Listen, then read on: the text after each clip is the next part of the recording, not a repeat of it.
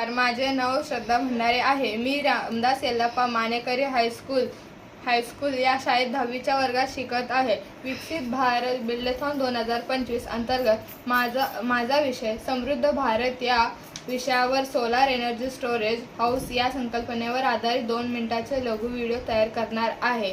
Plastic हे आपल्या पर्यावरणासाठी खूप धोकादायक आहे। प्लास्टिकने आपले पर्यावरण खूप प्रदूषित होत आहे, पाणी प्रदूषण होत आहे, तर हे आता थांबलेच पाहिजे। ग्रामीण भागात वीज नसल्या कारणाने खूप समस्याचे सामोरे जावे लागणार आहे।